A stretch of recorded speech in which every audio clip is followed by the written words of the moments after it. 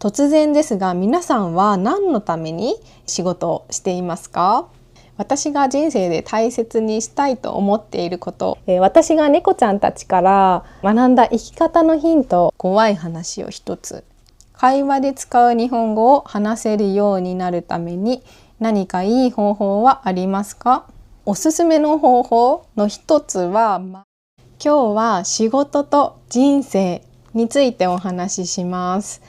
仕事を楽しむ、人生を楽しむ、猫から教えてもらった生き方、この3つについてお話しします。そして後半にはリスナーさんからいただいたお便り、怖い話、会話で使う日本語についてお答えしています。皆さんの好きなところから、聞いてみてください。皆さんこんにちは。ほのぼの日本語ポッドキャストのほのかです。このチャンネルでは自然な日本語で日本の文化や日常、仕事のこと、日頃のお悩みなどなどいろいろなことをお話ししています。ぜひ日本語のリスニングやシャドーイング、日本語の勉強に役立てていただけたら嬉しいです。そして動画の後半には皆さんからいただいたお手紙を紹介するお便りコーナーがあります。質問、疑問、お悩み、などにお答えしています。ぜひぜひ最後まで楽しく聞いていってください。さらに日本語レッスンもやっております。興味のある方はこの動画の概要欄からチェックしてみてください。はい、さて早速今日のお話をしていきます。今日のトピックは仕事と人生です。はい。突然ですが、皆さんは何のために仕事をしていますか？お金を稼ぐため、生活のため、自分の夢のため、仕事をする理由は人それぞれですよね。これは私の考えなのですが、仕事をする理由がどんな理由であっても、どうせやるなら楽しめたらいいな、楽しみたいなと思っています。でもどうやったら仕事を楽しむことができるのと思っている方もいらっしゃるのではないでしょうか。そこで今日は、仕事を楽しむヒントになる研究を一つ皆さんに紹介しようと思います。それはオーストラリアのカーティン大学の研究です。どんな研究かというと、仕事のやりがいとか充実度に関する研究です。ちなみにやりがいっていう言葉を皆さんは聞いたことがありますか？やりがいっていうのは何かを頑張った後の、よく頑張ったなとか、やってよかったみたいな、そういう達成感とか満足感のことです。例えばすごく大きなプロジェクトが終わって、大変だったけど、よく頑張ったよね、やっと終わったね、すっきりしたみたいな、ご飯がとっても美味しく感じるような感じです。あとは私の場合なんですけど、私の場合は日本語のレッスンをしてて、レッスンの準備は大変だけど、生徒さんがどんどん成長していく姿を見て嬉しくなる時に、そんな時にやりがいを感じます。で、充実度っていうのはどれくらい楽しいとか満足だなと感じているか、そのレベルのことです。説明がちょっと下手で申し訳ないんですけど、話を戻しますが、この研究で分かったことは、仕事のやりがいとか充実には3つの心理的欲求が関係しているということです。何？心理的欲求って。ほのかさん、ちょっと難しいよって思うかもしれないんですけど、簡単に言うと、私たちが元気に生き生きと働くための、心の栄養みたいな感じかなと思っています。お腹が空いた時にご飯を食べますよね。それと同じ感じですかね。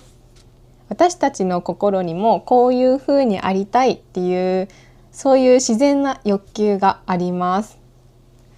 で、その欲求が満たされると、やる気や幸せな気持ちがぐっと、高くなりますね。じゃあその心理的欲求っていろいろあるんですけど、その中でも仕事のやりがいとか充実度に関係している欲求って、何だと思いますか？仕事のやりがいとか充実度に関係している欲求って、3つあります。何かというとちょっと難しい言葉なんですが、自律性、有能感、関係性です。ね、ちょっと難しいかもね。簡単に言えばコントロールできていること、自律性はコントロールできていること、有能感は私は成長していると思えることで、関係性は人とつながっているということですね。ここまで話してきてちょっとつまんない、ちょっと勉強的な感じでよくわかんないよっていう方もいらっしゃるかもしれないんですけど、全然大丈夫です。一つ一つ詳しく解説していきます。まず一つ目の自律性っていうのは、自分の仕事とかスケジュールを、自分で決めたいとかコントロールしたいっていう欲求のことです。例えば誰かにあれやりなさいこれやりなさいって、命令されてする仕事ってなんだかちょっとロボットみたいで疲れてしまいますよね。そうではなくて、例えば、よし今日のスケジュールは自分で決めようとか、この仕事は私がやるって思ってやるみたいな感じで自分でコントロールできている時、その自分でコントロールできているっていう感覚が自律性です。はい。で、2つ目の有能感は、自分はできるようになったとか、昨日の自分より今日の自分は成長しているみたいなことを感じたい欲求です。成長したい欲求ですね。例えば今まで難しかったパソコンの作業がスイスイとできるようになったり、昨日は失敗してしまった仕事が今日はスムーズにできたとか、そういう時ってよしってガッツポーズしたくなりますよね。胸がちょっと熱くなるような感覚が有能感です。で、3つ目の関係性は、例えば職場で困った時に同僚が手伝おうかとか、声かけてくれたり、仕事が終わった後にお疲れ様と笑顔でコーヒーを飲み合う瞬間、自分は一人じゃないんだ、誰かとつながっているんだっていう実感が、関係性です。ちょっと説明が下手で本当申し訳ないんですけど、少しでも伝わったら嬉しいです。で、この自律性、有能感、関係性、この3つが揃っていることで仕事は楽しくなります。皆さんはどうですか？今やっている皆さんの仕事はこの3つの条件に当てはまっていますでしょうか？当てはまってないから悪いとか良くないとかそういうんじゃなくて、そういう研究もあるんだねみたいな感じで、ちょっと軽く重く考えすぎずに参考にしてもらえたら嬉しいです。ところで最近私は日本語のレッスンの生徒さんからこんなことを言われました。ほのかさんの YouTube や、日本語の先生は本当にすごいし、それを仕事にしているのは本当に尊敬します。最初の頃のポッドキャストと比べても表情も明るくなって、ほのかさんの日本語の先生の仕事は天職ですねと言われました。本当にもったいないお言葉です。大変恐縮でございます。本当にありがとうございます。皆さんは天職っていう言葉をご存知ですか？天職っていうのはやっていて楽しいとか幸せとか最高って思える、そんな風な充実感とかやりがいを感じることができる仕事のことです。自分の性格とか特性とかスキルに合った仕事のことです。私自身日本語の先生としても一人の人間としてもまだまだ本当に未熟なところがたくさんあります。正直今の私の仕事、このやっていることが天職って断言できるかと聞かれたら、まだちょっと曖昧なところがあるし、すごく自信があるわけではありません。でもそれでもこうして、このポッドキャストを聞いてくれるリスナーさんたちがいて、日本語のレッスンに来てくれる生徒さんたちがいて、それが、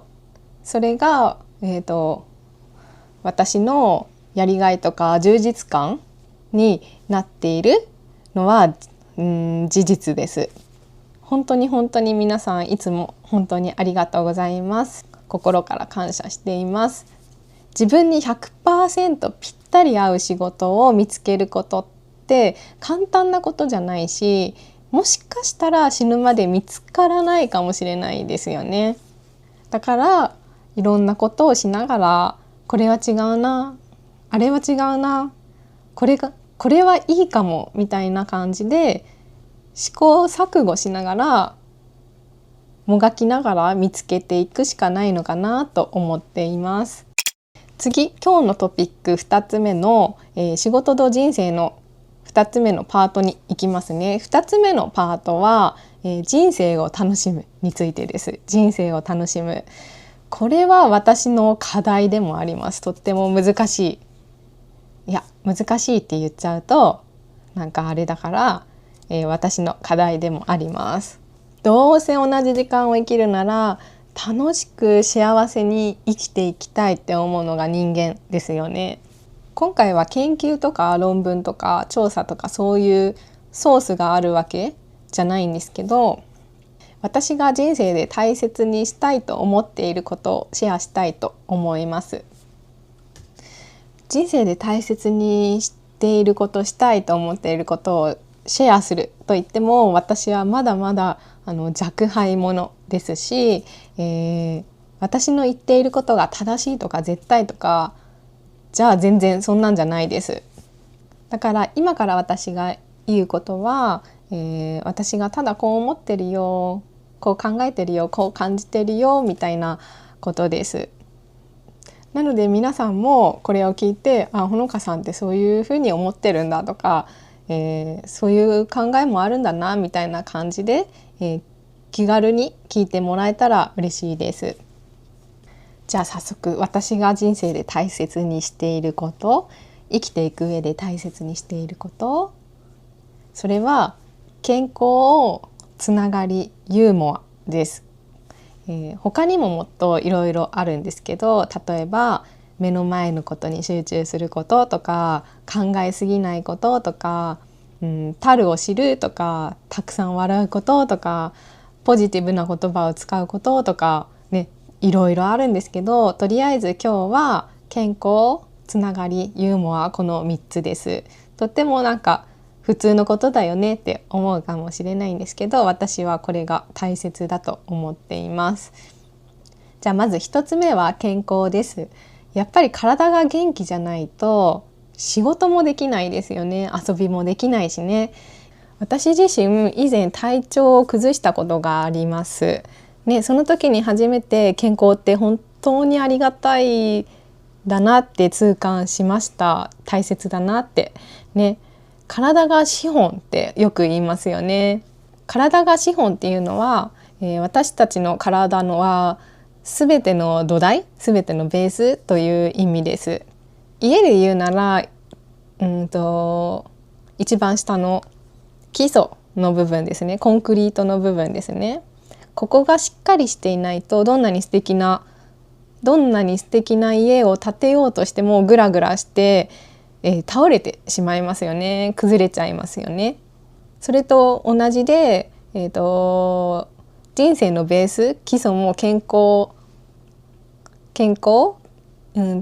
な体だと思っています。体が元気じゃないとどんなに頑張ろうって思っても何もできないんですよね。でも健康のために無理をして嫌いなものを食べたり、義務感でハードな運動をしたりっていうのはちょっと違うかなと思っています。無理してやることってかえってストレスになるから、コルチゾールっていうホルモンが出て、体を悪くします。それよりも自分の心と体によく耳を傾けて、私は今何がしたいのかなとか、何を求めているのかなって聞いてあげて、疲れたら休んで、無理をしないこと、しっかり寝てしっかり食べて、しっかり遊ぶ、ね、猫みたいに生きることを大切にしたいです。私が人生で大切にしたいこと2つ目は、つながりです。当たり前だけど人って一人では生きていけないですよね。漢字の人っていう字もこっちかな、こっちか、人、漢字の人っていう字も、人と人が支え合ってできている漢字です。漢字の人っていう文字も、人と人が支え合って作られた漢字です。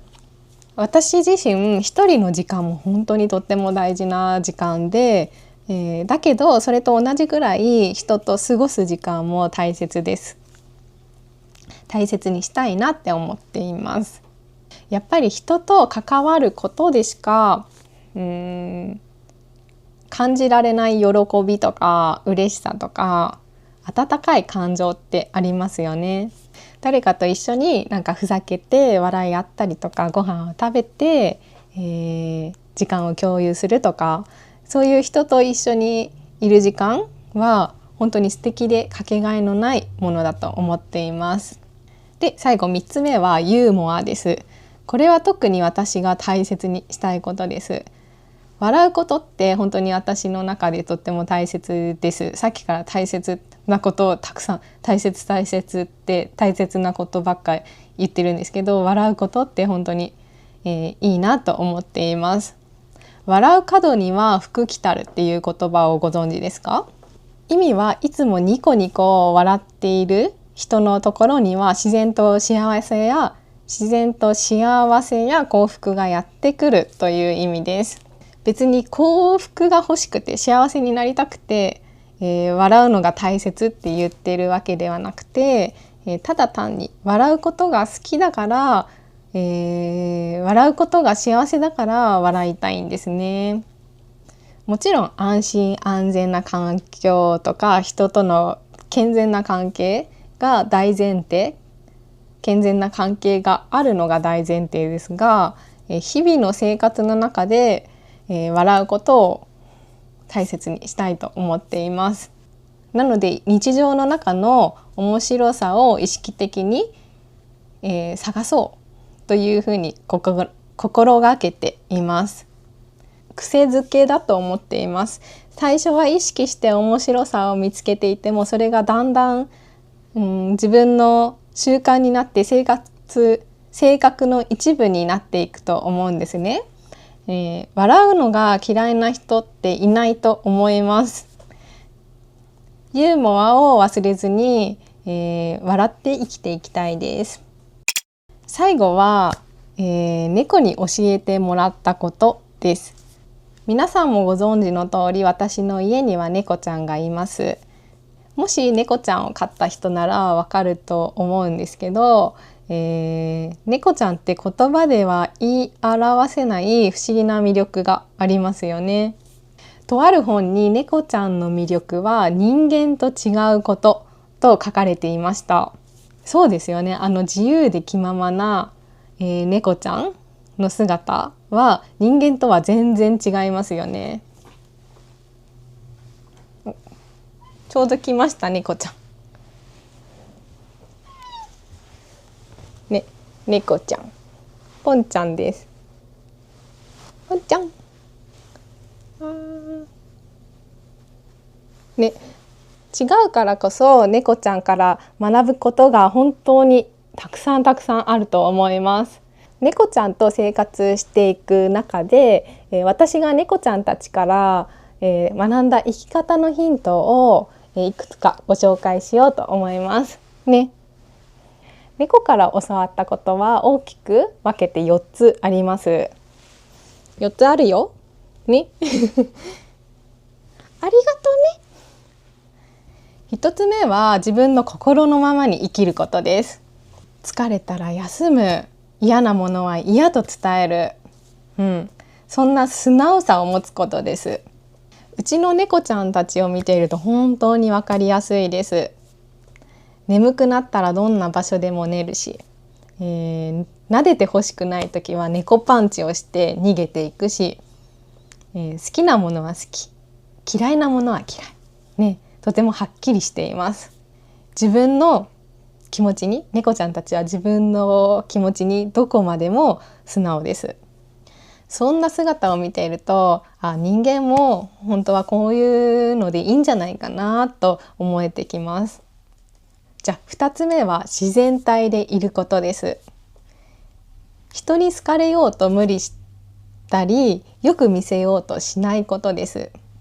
猫って誰かに好かれるために媚びたり、よく見せようと思って背伸びをしたりすることってないじゃないですか。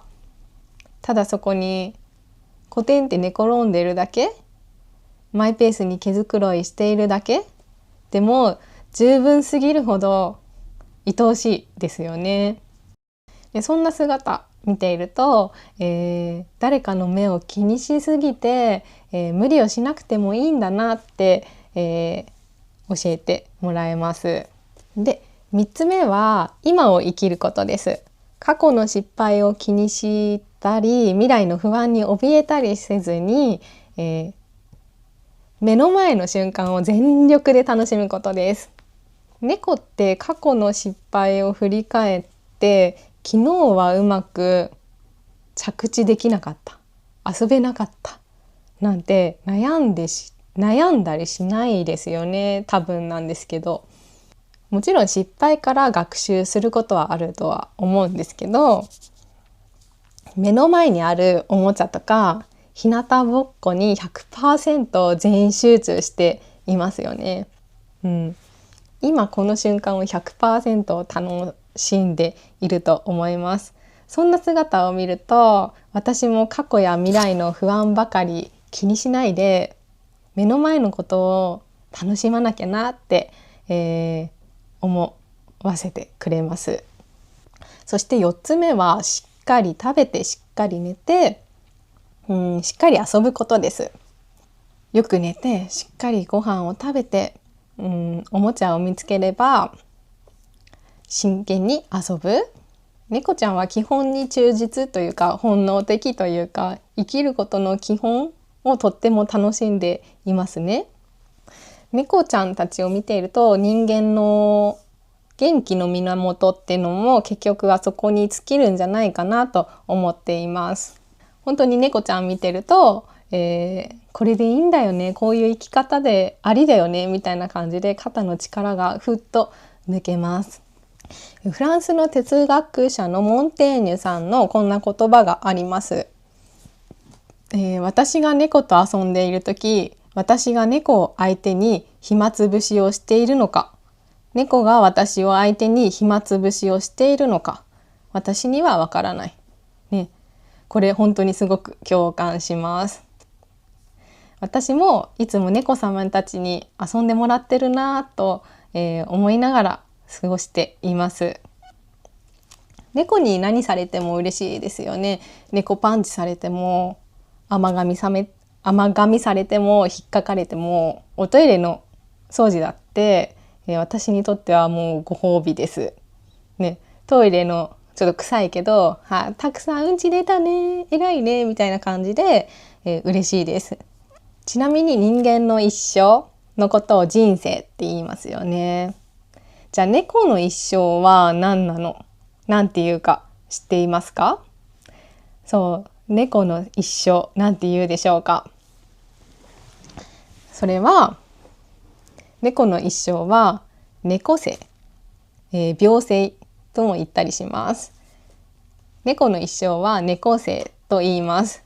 猫に生きるで猫生です。にゃん生という言葉もあります。にゃんっていうのは猫ちゃんの鳴き声ですね。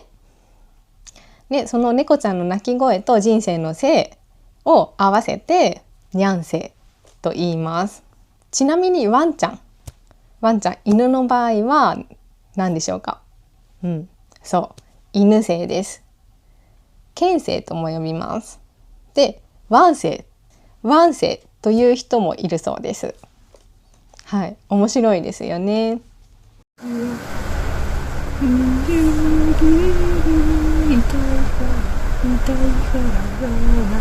ちょっとだよね。しょる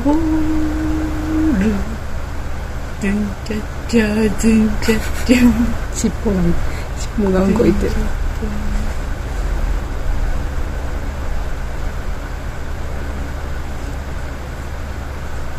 はい、今日のお話のまとめです。バランスって本当に大事だと思います。仕事とプライベートさえ充実していれば、仕事は別に辛くても大丈夫、お金を稼ぐためのものだからねと、そんな風に割り切ることができたらいいんですけど、なかなかそうはいきませんよね。どうせ同じ時間を過ごすなら、仕事の中に少しでも楽しいなと思える時間がある方がいいですよね。だから簡単じゃないけれど、仕事の中に少しでも小さな楽しさを見つけていけたらいいのかなと思います。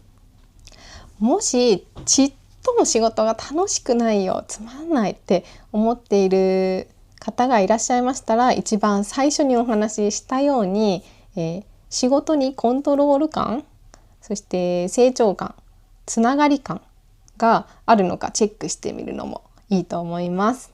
人生に仕事はつきものです。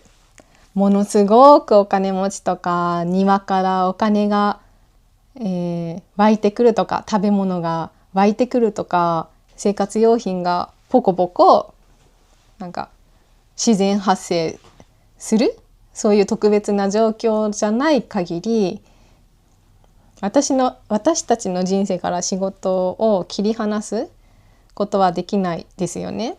仕事は人生の一部だと思います。だからこそ仕事も人生も両方ね、一度きりの人生ですから、どうせなら楽しく、穏やかに笑う時間を増やしていきたいなと思いますね。たくさん笑っていたいですね。で、何はともあれ健康、体を大切にすること、自分の心と体に耳を傾けて、猫たちのように自然体にユーモアを忘れずに、自分らしくたくさん笑いながら、心地よく、人生を楽しんでいきたいですね。はい。はい、ここからは皆さんからいただいた質問、疑問、お悩み、嬉しかったこと、楽しかったことなどをご紹介するお便りコーナーです。まず1つ目のお便りからご紹介します。1つ目はペンネームメイさんからです。ありがとうございます。ほのかさん、こんにちは。私は今オーストリアに住んでいます。オーストリアも今夏で暑いです。私は昔日本に留学していました。日本の夏も暑いですよね。昔日本に留学していた時、日本で夏にテレビで怖い話を見ました。とても怖かったです。ほのかさんは怖い話は大丈夫ですか？そしてどんな妖怪を知っていますか？いつもポッドキャスト本当にありがとう。本当に面白いです。メイさん、お便りありがとうございます。怖い話ですね。私本当に怖い話が苦手です。皆さんはどうでしょうか？日本では夏の風物詩の一つとして、暑い夏を涼しくするために夏に怖い話のテレビ番組があります。私は本当に苦手だから絶対に見ないです。もし見たらトイレとかさ、髪を洗う時とかね、怖すぎて本当に無理です。なのですが、今日はちょっと皆さんに怖い話を一つ、お届けしようと思います。これは実際にあった、お話です。私の体験談です。じゃあ早速いきますね。私は2年前に長野県の松本市へ、一人旅行に行きました。それは4月頃でした。桜の季節でした。とっても桜が綺麗でした。その日は松本城に行ったり、自転車をレンタルして近くの公園に行ったりして、いろいろなところの桜を見て回りました。とても楽しかったのを覚えています。私が怖い体験をしたのはその夜の時のことです。もちろん一人旅なので、一人でホテルに泊まりますよね。そのホテルでの出来事です。桜を見て、ね、松本城から帰ってきた私は、シャワーをしてベッドに横になって、ベッドに横になりました。疲れていたのでいつの間にかすぐに寝ていました。その夜のことです。夢なのか夢じゃないのか、現実なのか現実じゃないのか、わからないんですけど、とっても怖い夢を見ました。それはどんな夢だったかというと、私のベッドの横に髪の長い、女の人が立っているんです。顔は見えません。黒い髪で顔が隠れているからです。で、その女の人は、ハンガーにかけていた私のコートを欲しがるんです。勝手にその女の人は私の白いコートを着ました。私のコートを着て出て行こうとするんですね、外に。で、私はそれを止めてそのコートを奪い返すみたいな夢でした。ちょっと上手に話せないけど本当にリアルな夢でした。今思い出すだけでも、鳥肌が立ちます。鳥肌が。でも朝目覚めた時、コートは壁にかかったままでした。夢でよかったなと思って、起きました。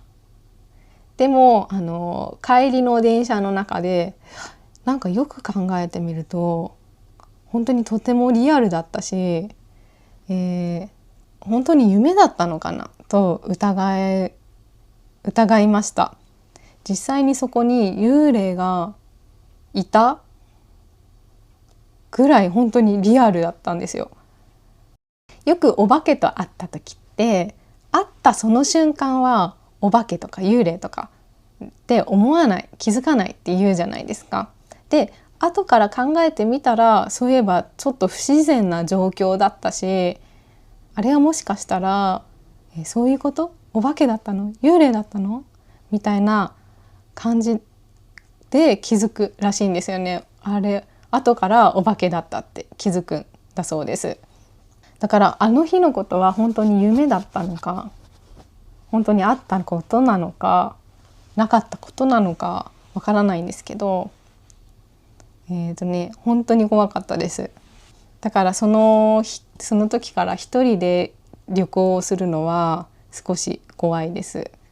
なので私はホテルを探す時、Google のホテルの口コミとかレビューのところで幽霊とか、お化けとかそういうことを検索してから、泊まるホテルを決めるようにしています。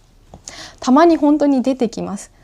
ホテルの、レビューのとこを見に行くと、口コミのところを見に行って幽霊って検索すると、このホテルでは、女の人の影が見えましたとか、そういう口コミをしている人がたまにいるので、私は確認してからホテルを決めるようにしています。ちなみに日本には座敷わらしという妖怪に会える、旅館がいくつかあります。座敷わらしっていうのは女の子の、妖怪で、会うと幸せになったり、お金持ちになったりすると言われています。座敷わらしに会える旅館はとっても本当に人気で、予約がなかなか取れません。もし興味がある人は座敷わらし日本ホテルとか座敷わらし日本旅館とか、そんな風に検索してみてください。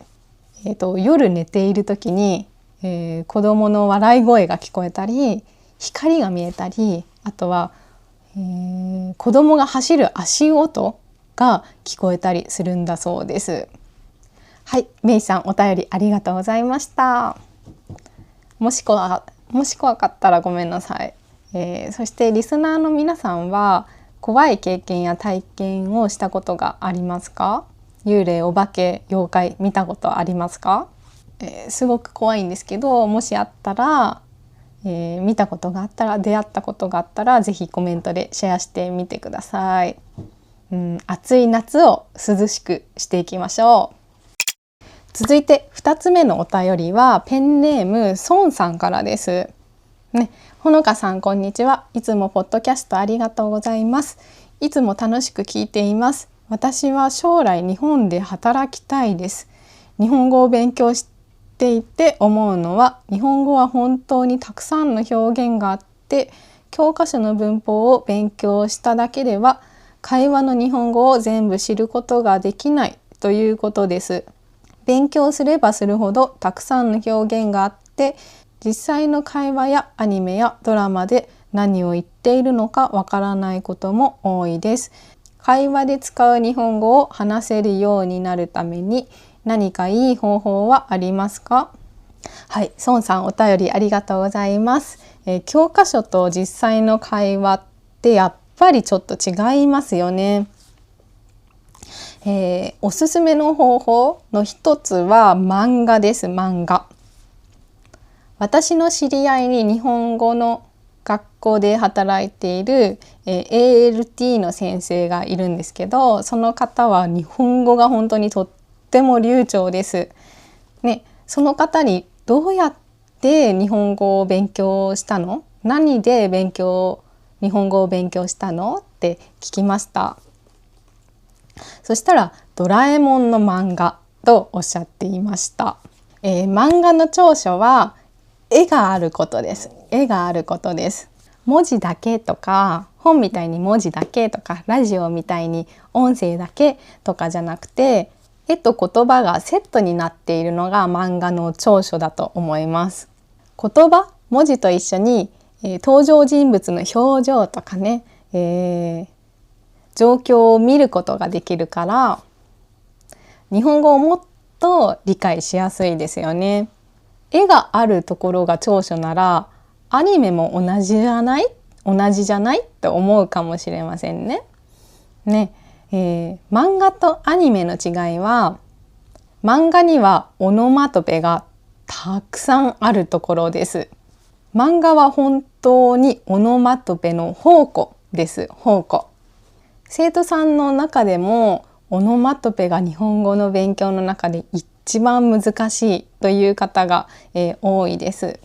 オノマトペを覚えるときに、単語帳でひたすら暗記するよりも、漫画なら絵とセットでオノマトペを知ることができるし、理解できるし、何より楽しいと思います。ストーリーの中で出てくる言葉だからね。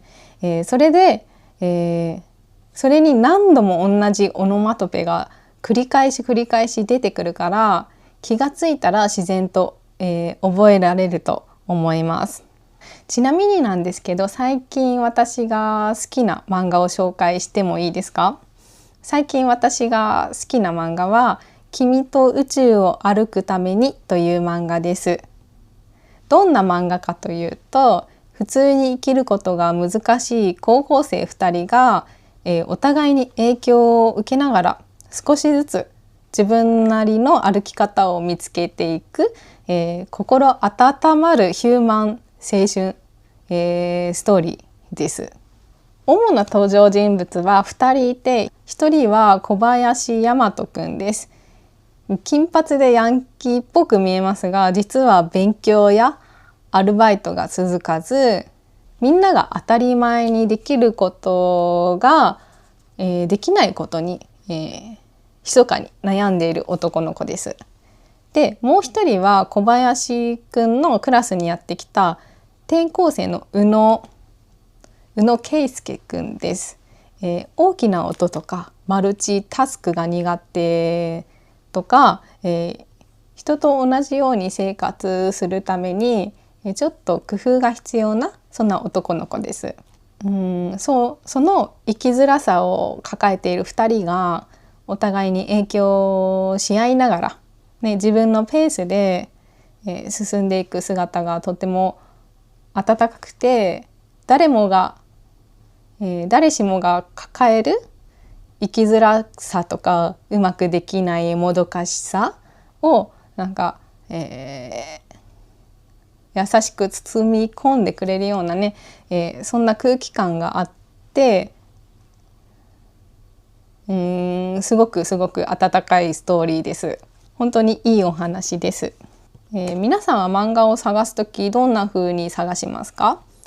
私はよく漫画を見つけるとき、探すときに、コミックシーモアというサイトを使います。日本のサイトです。無料で試し読みをすることができるし、キャンペーンで何冊か、無料で読める漫画もあったりして、おすすめです。もしよかったら皆さんも好きなものを探して読んでみてくださいね。それから漫画を読む時のコツは、最初から完璧に全部を理解しようとしないことです。まずはイラストや絵そのものを眺めて楽しむくらいの軽い気持ちで読むっていうのもいいと思います。漫画以外だったら、日本語雑談マスターというテキストもおすすめです。とてもシンプルで、英語、中国語、韓国語の和訳もあります。例えば何々がいいと何々でいいの使い方とか、自分で言うのもなんだけどみたいな雑談、日常会話でよく使う言葉が、会話の例文と一緒に書いてあります。とても面白くてシンプルなテキストなので、読みやすいです。もちろん Kindle もあります。気になる方はこの動画の説明欄に、Amazon のリンクを貼っておくのでチェックしてみてください。はい、ソンさんどうでしょうか？参考になったら嬉しいです。メイさん、ソンさん、お便りありがとうございました。この番組では日本語を勉強している皆さんからのお便りを募集しております。今回のように、怖い話のこととか日本語の勉強の方法とか、何でも日本語でメッセージを送ってください。メッセージの応募フォームはこの動画の説明欄またはこのチャンネルの、説明欄のリンクから送ってください。皆様からのお便りメッセージお待ちしております。そしてアンケートもしております。アンケートにお答えいただいた方には、日本語の勉強に役立つ記事プレゼントを、準備しております。気になる方はこの動画の説明欄をチェックしてみてください。さて、今日も終わりの時間が近づいてきました。今日のポッドキャスト皆様いかがでしたでしょうか？最初の方ちょっと難しい言葉もたくさん出てきたと思うんですけど、楽しく聞いていただけたら、嬉しいです。そしていいね、ハイプ、コメントがいただけると、とっても励みになります。さらにもっと日本語を話せるようになりたいよと思っている方は、日本語レッスンもしておりますので、これも動画の概要欄をチェックしてみてください。では今日も最後まで聞いてくださり本当にありがとうございました。また次の動画でもお会いできるのを楽しみにしております。皆さんの1日が1週間が1ヶ月が素敵なものになりますように。バイバイ、またね。ありがとうございました。